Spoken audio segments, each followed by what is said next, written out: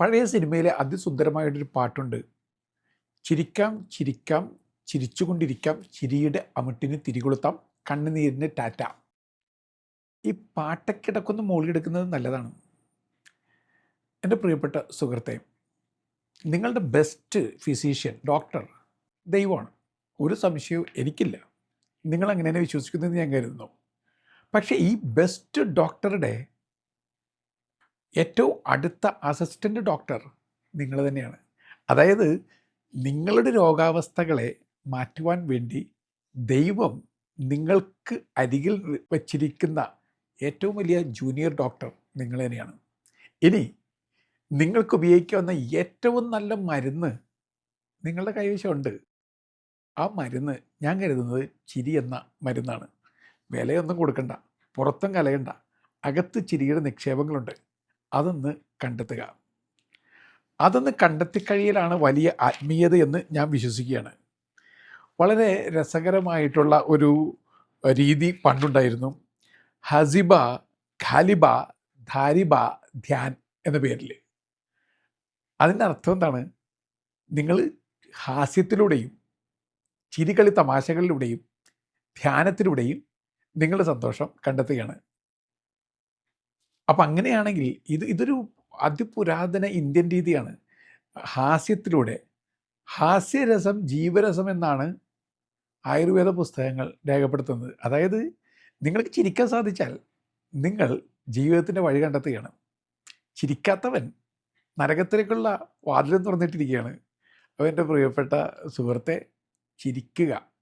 അപ്പോൾ നിങ്ങൾ എന്നോട് ചോദിക്കും, കഠിന യാതന പർവ്വത്തിൽ നിൽക്കുന്ന ഞാൻ എങ്ങനെയാണ് ചിരിക്കുക?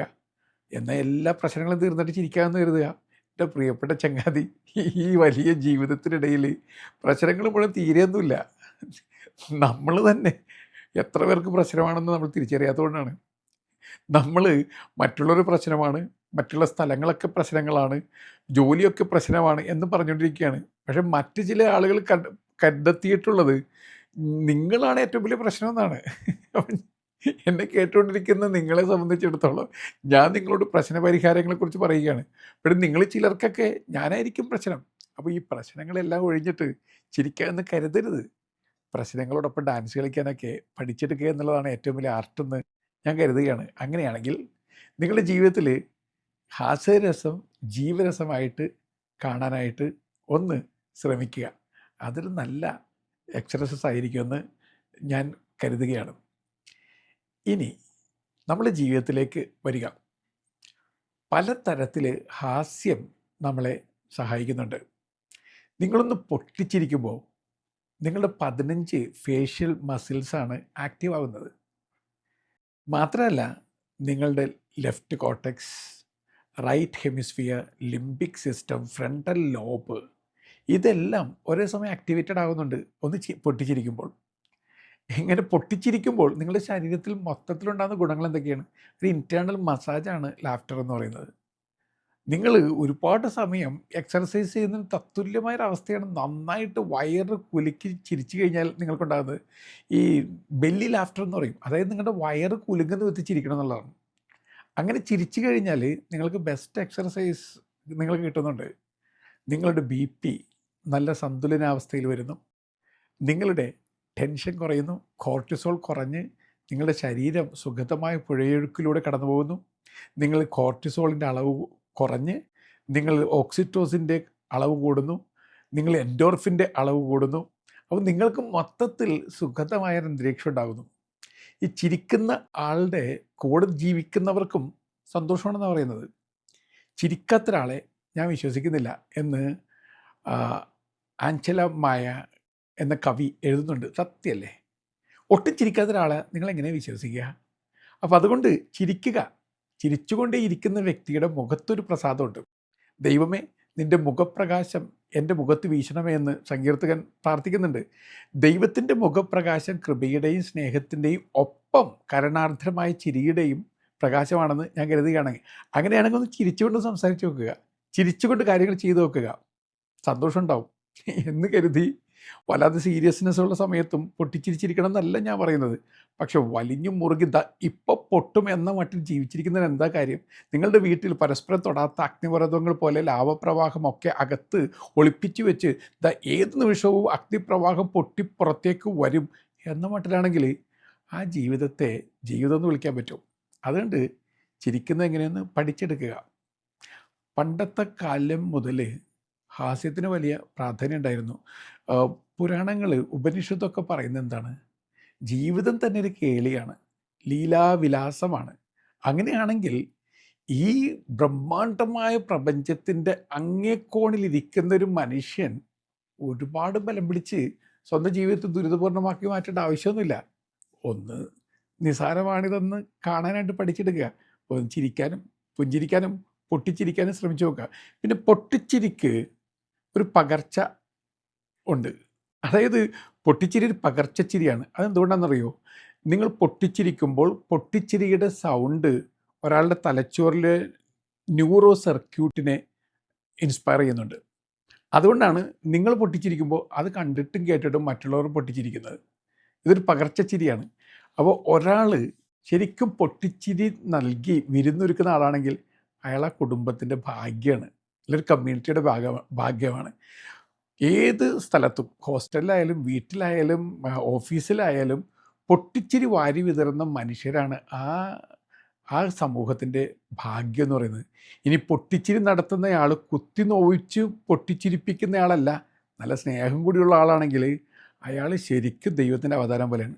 ഇത് ഞാൻ പറഞ്ഞപ്പോൾ അങ്ങനെ ദൈവത്തിൻ്റെ കാവൽമാലാക പോലെ നിങ്ങളെ ചിരിപ്പിച്ചും ചിന്തിപ്പിച്ചും സ്നേഹിപ്പിച്ചും നടക്കുന്ന ഒരാളുണ്ടെങ്കിൽ ഇടയ്ക്ക് അയാളുടെ മുമ്പിൽ പോയി കൈകൂപ്പി നിൽക്കണം. കാരണം സത്യമായിട്ടും ദൈവം അയച്ച കാവൽമാലാക അയാൾ തന്നെയാണ്. അയാൾക്ക് നിങ്ങൾക്ക് ഏഞ്ചൽ എന്നൊക്കെ വിളിച്ച് തുടങ്ങാവുന്നേ ഉള്ളൂ. അങ്ങനെയുള്ള കുറേ ഏഞ്ചൽസൊക്കെ തൊട്ടടുത്ത് നടന്നിട്ടും അവർ തിരിച്ചറിയാതെ പോകുന്നതാണ് നമ്മുടെയൊക്കെ മണ്ടത്തരം എന്ന് പറയുന്നത്. ഈ ഹാസ്യം ചികിത്സ മാർഗമാക്കി മാറ്റിയ ധാരാളം മനുഷ്യരുണ്ട്. പാച്ച് ആദംസ് എന്ന സിനിമ ഒരു ബ്ലോക്ക് ബസ്റ്റർ സിനിമയായിരുന്നു. അത് ഡോക്ടർ ആഡംസിനെ കുറിച്ച് തന്നെയുള്ള സിനിമയാണ്. അതൊരു ജീവിച്ചിരിക്കുന്ന വ്യക്തിയായിരുന്നു. അദ്ദേഹം ജർമ്മനിയിൽ സുന്ദരമായിട്ടുള്ള ഒരു ആശുപത്രി സ്ഥാപിച്ചിട്ടുണ്ട്. ആ ആശുപത്രിയുടെ പ്രത്യേകത എന്തായിരുന്നു? ആ ആശുപത്രിയിൽ ഒരു നോൺ പ്രോഫിറ്റബിളാണ്, പൈസ ഒന്നും സ്വീകരിക്കുന്നില്ല. അത് എങ്ങനെ കൊണ്ടു നടക്കുന്നൊക്കെ നിങ്ങൾ എന്നോട് ചോദിച്ചു കഴിഞ്ഞാൽ എനിക്ക് ഉത്തരവില്ല. അദ്ദേഹത്തിൻ്റെ ആശുപത്രിയിൽ ചികിത്സകളെല്ലാം ഫ്രീ ആണ്. അദ്ദേഹത്തിൻ്റെ പ്രത്യേകമായ ചികിത്സ എന്താണ്? കമ്പാഷനേറ്റ് ആയിട്ടുള്ള പെരുമാറ്റ രീതികൾ, അങ്ങേയറ്റം സ്നേഹവും സന്തോഷവും ചിരിയും നിറഞ്ഞു നിൽക്കുന്ന അന്തരീക്ഷം. അദ്ദേഹം ക്ലൗൺ തെറാപ്പി സ്വീകരിച്ച ഒരാളാണ്. എന്താണ് ഈ ക്ലൗൺ തെറാപ്പി എന്ന് പറയുന്നത്? ഒരു ക്ലൗണിൻ്റെ വിഡ്ഢിവേഷമൊക്കെ ധരിച്ച് ആളുകൾക്ക് ചിരിപ്പിക്കുക, സന്തോഷിപ്പിക്കുക.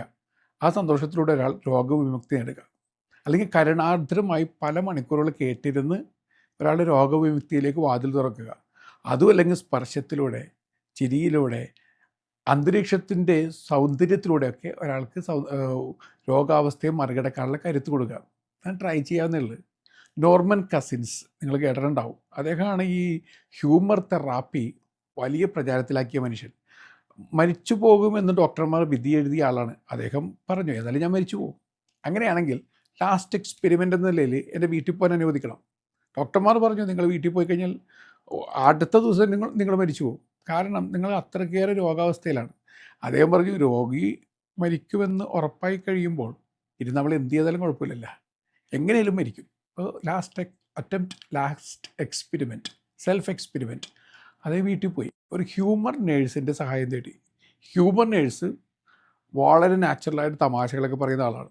അയാളുടെ സാന്നിധ്യം മാത്രം മതി. 1. 2, ഒരുപാട് തമാശ സിനിമകൾ ഇയാൾ സ്ഥിരമായിട്ട് കണ്ടിരിക്കാൻ തുടങ്ങി. ഒപ്പം ചെറിയ പ്രാർത്ഥനകളും ചെറിയ ധ്യാനങ്ങളും പാട്ട് കേൾക്കലും. ഏതായാലും ഇദ്ദേഹത്തിൻ്റെ ഈ സ്വയം ചികിത്സാ രീതിയിലൂടെ അദ്ദേഹം പൂർണ്ണമായിട്ട് രോഗവിമുക്തനായി. ആൻ അനാറ്റമി ഓഫ് ഇൽനെസ് എന്നൊരു പുസ്തകമുണ്ട് അദ്ദേഹത്തിൻ്റെ. അത് ബെസ്റ്റ് സെല്ലറായി മാറി. ഈ ഹ്യൂമർ തെറാപ്പി ആളുകൾ തിരിച്ചറിയുന്നത് അങ്ങനെയാണ്. നമ്മുടെ നാട്ടിലാണ് ഹാസ്യ യോഗ എന്ന യോഗ പ്രസ്ഥാനം ആരംഭിക്കുന്നത്. അതായത് നമ്മൾ നാച്ചുറലല്ലാത്ത ചിരി ശരീരത്തിൽ പ്രാണായാമയോടൊപ്പം ചേർത്ത് കൊണ്ടുവന്ന് കഴിഞ്ഞാൽ തന്നെ ഒരാൾക്ക് സൗഖ്യം ഉണ്ടാകുമെന്നാണ് ഇതിൻ്റെ അടിസ്ഥാനം. അപ്പോൾ ആർട്ടിഫിഷ്യലായിട്ട് നിങ്ങൾ ഹ ഹ ഹോ ഹോ എന്ന സ്വരമൊക്കെ ഉണ്ടാക്കി തുടങ്ങിയാൽ തന്നെ നിങ്ങൾ പതുക്കെ ചിരിയുടെ ഇഫക്റ്റിലൂടെ കടന്നു പോകാൻ തുടങ്ങുന്നു. ഇതൊരു വളരെ വലിയ പ്രസ്ഥാനമായിട്ട് മാറി. പല രാജ്യങ്ങളിലും ഈ ഹാസ്യയോഗ മൂവ്മെൻറ്റിൻ്റെ വലിയ പ്രചാരകരുണ്ട്. അതിങ്ങനെ എല്ലായിടത്തും എത്തിക്കൊണ്ടിരിക്കുകയും ചെയ്യുന്നുണ്ട്. ഹാസ്യ യോഗയും ഹാസ്യ മെഡിറ്റേഷനും ഹ്യൂമർ തെറാപ്പിയും ഒക്കെ 2 കൈയും നീട്ടി ആളുകൾ സ്വീകരിച്ചു കഴിഞ്ഞു. എന്നെ കേൾക്കുന്ന പ്രിയപ്പെട്ട ചങ്ങാതി, ഒരു ദിവസം ഏതായാലും മരിക്കും. കരഞ്ഞ് കരഞ്ഞ് കരഞ്ഞ് കരഞ്ഞ് മരിക്കുന്നതിനേക്കാളും നല്ലത് ചിരിച്ച് ചിരിച്ച് ചിരിച്ച് മരിക്കുന്നതല്ലേ. അങ്ങനെയാണെങ്കിൽ സാധിക്കുന്ന വിധത്തിൽ ചിരിക്കാനുള്ള അവസരം കണ്ടെത്തുക. ഇനി ഫസ്റ്റായിട്ട് നിങ്ങൾ ചെയ്യേണ്ടത് നിങ്ങളെ തന്നെ നോക്കി ചിരിക്കുക. കാരണം നമ്മുടെ ഉള്ളിൽ തന്നെ എന്തെല്ലാം തമാശകളാണ് അരങ്ങേറുന്നത്, എന്തെല്ലാം വേഷം കെട്ടലുകളാണ് നമ്മുടെ ഉള്ളിലുള്ളത്. സ്വന്തം വേഷം കെട്ടലുകൾ തിരിച്ചറിഞ്ഞാൽ തന്നെ നമ്മൾ ചിരിക്കാൻ തുടങ്ങും. അകത്തൊളിപ്പിച്ചു വെച്ചിരിക്കുന്ന വിഷങ്ങൾ മുഴുവൻ കണ്ടെത്തി കഴിയുമ്പോൾ നമ്മൾ ചിരിച്ചു പോകും. ആ ചിരിക്കൊടുവിൽ നിങ്ങളുടെ വിഷാംശങ്ങളെല്ലാം ലയിച്ചില്ലാതായി പുറത്തേക്ക് ഒഴുകി പോകും. അപ്പോൾ ആദ്യം സ്വന്തം വേഷം കെട്ടലുകളൊക്കെ തിരിച്ചറിയുക, അതിനെക്കുറിച്ച് ഓർത്ത് ചിരിക്കാൻ പറ്റുക. സ്വന്തം അല്പത്തങ്ങൾ, സ്വന്തം മേനി പറച്ചിലുകൾ, സ്വന്തം ശരിയില്ലായ്മകൾ, വഴിയില്ലായ്മകൾ, ഇങ്ങനെ ഒരുപാട് കാര്യങ്ങളുണ്ട്. അത് തിരിച്ചറിയുക. പിന്നെ മറ്റുള്ളവരെ നോക്കിയൊക്കെ ഒന്ന് പൊട്ടിച്ചിരിക്കാനും പഠിച്ചെടുക്കുക. നിങ്ങളെ കുറ്റപ്പെടുന്ന ആൾ, പ്രത്യേകിച്ച് കാരണമൊന്നുമില്ലാത്ത കുറ്റപ്പെടുന്ന ആൾ, അയാൾ കുറ്റപ്പെടുത്തിയല്ലോ എന്ന് കരുതി ഒരുപാട് പൊട്ടിക്കരയുന്നതിനേക്കാളും നല്ലത് അയാളുടെ ഉദ്ദേശങ്ങൾ തിരിച്ചറിഞ്ഞ് വെറുതെ ഒന്ന് ചിരിക്കാനും കൂടി സമയം കണ്ടെത്തുക. എളുപ്പമൊന്നുമല്ല കേട്ടോ. ഞാനിതിപ്പോൾ പറയുമ്പോൾ സർവ്വനേരവും എല്ലാത്തിനെക്കുറിച്ച് ഓർത്ത് പൊട്ടിച്ചിരിച്ചും ചിരിച്ചും ധ്യാനിച്ചിരിക്കുന്ന ആളാണ് തെറ്റിദ്ധരിക്കരുതേ. അങ്ങനെയൊന്നല്ല ഞാൻ. പക്ഷേ ഞാൻ പരമാവധി ശ്രമിക്കുന്നുണ്ട്. കാരണം ജീവിക്കേണ്ട എൻ്റെ പ്രിയപ്പെട്ട സുഹൃത്തെ, ഈ ജീവിതത്തിൽ മുന്നോട്ട് പോകണമെന്നുണ്ടെങ്കിൽ ഇങ്ങനെയുള്ള മാർഗങ്ങളല്ലാതെ മറ്റെന്ത് മാർഗങ്ങളാണ് നിങ്ങൾ തിരഞ്ഞ് കണ്ടുപിടിക്കുക? പിന്നെ പൊട്ടിച്ചിരിയാക്കി ജീവിതം മാറ്റണമെങ്കിൽ ചുറ്റിലും നോക്കുക. ആര് സുന്ദരമായിട്ട് ഇങ്ങനെ കവിത കുറിച്ചിട്ടുണ്ട്: പ്രപഞ്ചത്തിൻ്റെ പൊട്ടിച്ചിരിയാണ് പൂവിരിയൽ. സത്യമല്ലേ? പ്രപഞ്ചത്തിൻ്റെ പൊട്ടിച്ചിരിയാണ് പൂവിരിയൽ. ചാർലി ചാപ്ലിൻ, അദ്ദേഹം ഹാസ്യ രാജാവെന്നാണല്ലോ അറിയപ്പെടുന്നത്. അദ്ദേഹം എഴുതുന്നുണ്ട്, പൊട്ടിച്ചിരിയില്ലാത്ത ഒരു ദിവസം പാഴായ ദിനമാണ്. അങ്ങനെയാണെങ്കിൽ ഒരു ദിവസം പോലും ചിരിക്കാതെ കടന്നു പോകരുത്. ഏത് ദിവസവും നമുക്ക് ചിരിക്കാമെന്നേ. എത്ര വിഷമമുണ്ടെങ്കിലും ബുദ്ധിമുട്ടുണ്ടെങ്കിലും എത്ര സങ്കടം ഉണ്ടെങ്കിലും അലച്ചിലുണ്ടെങ്കിലും വലച്ചിലുകളുണ്ടെങ്കിലും നിങ്ങൾക്ക് പൊട്ടിച്ചിരിക്കാം. നിങ്ങൾ കണ്ടിട്ടില്ലേ, കൂരയില്ലാത്ത, കിടക്കാനൊരു ഇടമില്ലാത്ത, കൃത്യമായി ഭക്ഷിക്കാനില്ലാത്ത ആളുകളൊക്കെ ഈ തെരുവോരങ്ങളിൽ സന്തോഷത്തോടെ കിടന്നുറങ്ങുന്നതും അവരവിടെ കിടന്നുകൊണ്ട് ആഹ്ലാദിക്കുന്നതും അവിടെ ഒരു വിരുന്നുകാക്കി മാറ്റുന്നതും. നിങ്ങൾ സുന്ദരമായ കൊട്ടാരം പോലുള്ള വീടിനകത്ത് എ സിയും സർവ്വ സംവിധാനങ്ങളും ഇരുന്നിട്ട് ഞെരിവിരി കൊള്ളുകയാണ്.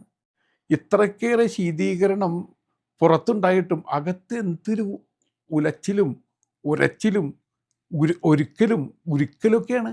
ഇതാണ് നമ്മുടെയൊക്കെ അവസ്ഥയെന്ന് പറയുന്നത്. പൊള്ളി നീറുകയാണ് അകത്ത്. എന്തുകൊണ്ടാണ്? നമുക്കൊന്ന് ചിരിക്കാൻ പോലും പറ്റാത്തതുകൊണ്ടാണ്. നമുക്ക് എല്ലാ പ്രശ്നവും മാറിയിട്ട് ചിരിക്കാമെന്നുള്ള ആറ്റിറ്റ്യൂഡാണ്. നിങ്ങൾ മരിക്കുന്ന ദിവസമായിരിക്കാം ഒരുപക്ഷെ നിങ്ങളുടെ എല്ലാ പ്രശ്നങ്ങളും തീരുക. അതുവരെ കാത്തിരിക്കണം. ഒന്ന് ആത്മാർത്ഥമായിട്ട് ചിരിക്കാനായിട്ട് അവസാനത്തെ ദിവസം വരെ കാത്തിരിക്കരുത്. മരിച്ചു കിടക്കുന്നത് ചിരിച്ചു കിടക്കലായിരിക്കുമോ എന്ന് നമുക്ക് അറിഞ്ഞുകൂടല്ലോ എൻ്റെ പ്രിയപ്പെട്ട ചങ്ങാതി. അതുകൊണ്ട് ചിരിക്കാം, ചിരിക്കാം, ചിരിച്ചു കൊണ്ടിരിക്കാം. ചിരിയുടെ അമുട്ടിന് തിരികൊടുത്താം. കണ്ണുനീരിന് ടാറ്റ. നല്ല യാത്ര നേരുന്നു.